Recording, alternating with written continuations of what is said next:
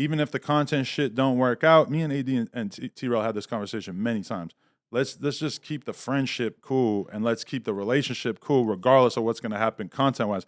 I don't know how everybody forgot about that so easily because at one point I was getting very, very enthusiastic responses about that. I even remember after the house phone thing happened, there was like a offhand comment that I made in the group chat at the time where I said, you know, all this shit is making me feel like I don't even want to do this shit anymore. And when I say do that shit anymore, I mean like have hosts on the channel. I don't know if people like comprehend this, but No Jumper is a viable business outside of podcasting and outside of doing interviews. Yeah. When I say that, what I mean is that our social media, from the Snapchat to the Facebook to the fact that we still make a good amount of money on YouTube in the long run, even if we don't post anything, to the fucking Instagram posts, to the there's just a lot. There's a lot of different things that we're doing. And I could very easily, and it seemed tempting to me at various points over the last couple of months, I could very easily be like, you know what?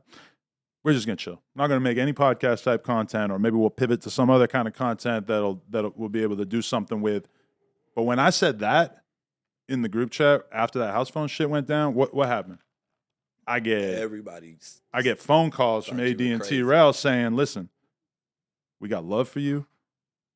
I don't want to see you stop it, but if you do stop doing this content, I'll still fuck with you. I'll still, you know, we're still cool. We're still friends, etc. Which really meant a lot to me and like, you know, help make me want to keep going, you know? Yeah. And I don't know what happened to that. Like that, like what does happen to that? Like why? Because again, like I did a 2-minute conversation with Sharp where I got a little bit emotional, or not even emotional, but I got real open about the fact that I felt like I missed T-Rail.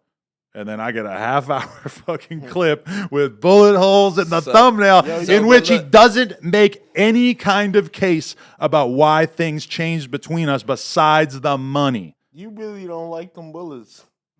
I mean, think about what the bullets are saying. Think about what is being implied by that. He's been in L.A. too long. That means something. And I don't think that he's planning on shooting up my crib or anything like that. That did not enter my mind. It's just the POV. It's just like, wow. It's showing the perspective, like you're talking from.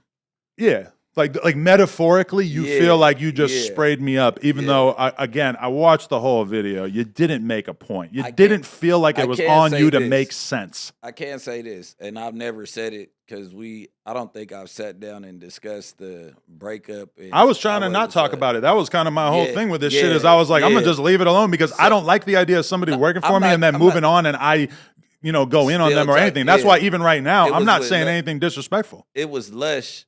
Okay, so let me just go ahead and because I'm looking from AD's point of view is like this, and this is your point of view too. Mm-hmm. Okay, I'm having a heart-to-heart. Shit's not going right around here. I'm the business owner. I own the whole corporation, the whole No Jumper. Shit's not going right. I happen to talk to Lush. Me and Lush got a relationship, and this is Adam.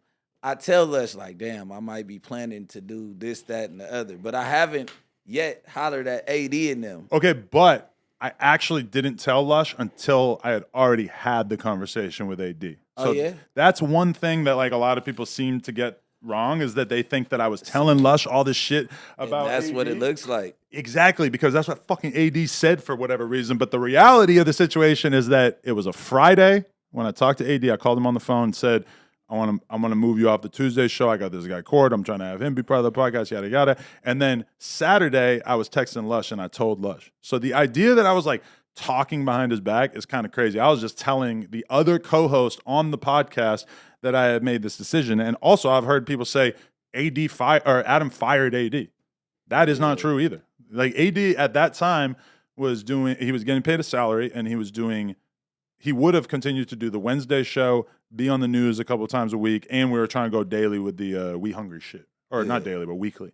So it's like you already have literally like 4 appearances on the channel every single week. And but it was 5. I removed 1, and that was basically construed as such an offense.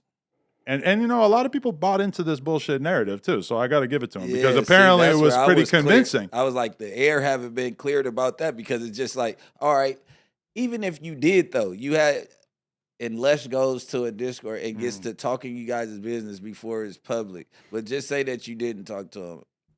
AD's feeling. Well, now that I know the other perspective, it's like, fuck, I can't even finish my story. But at the end of the day, it's like, okay, Lush, if somebody vents to you and they haven't, and you go on a platform that you know that controversy sells, you know, if you say anything controversial about what's going on after the house phone incident, you know, anything you say about internal problems at No Jumper is going to get ripped. It doesn't matter if it's 10 people inside the Discord, whatever. You get what I'm saying? No, so facts. now you're talking business that hasn't been, you didn't make it public yet. So now when they're coming for AD, it puts him into an ego. I completely agree with that. Yeah, where, you know, AD is someone who he has like a strong self-image or like a strong sense of his own self-worth.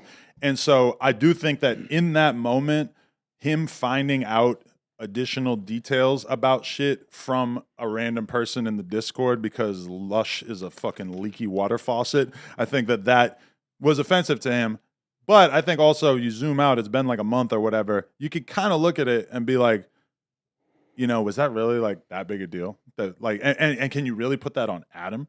That Adam had a conversation with one of the other co-hosts about it. Like, how else was Lush supposed to find out? I told Lush because of the fact that he was going to know. He was going to show up on Tuesday and what, AD's just not going to be there. I told him 3 days in advance. I mean, that's just fucking common sense. And that was painted as if I was talking shit behind his back. And now I'm kind of on my heels because I got to defend against that. The timestamps add up to where you're not trying to choose sides because I'm here at No Jumper, but if you conversed with AD before you conversed with then there's no harm, no foul. The only thing is Lush. And then did you say you were firing?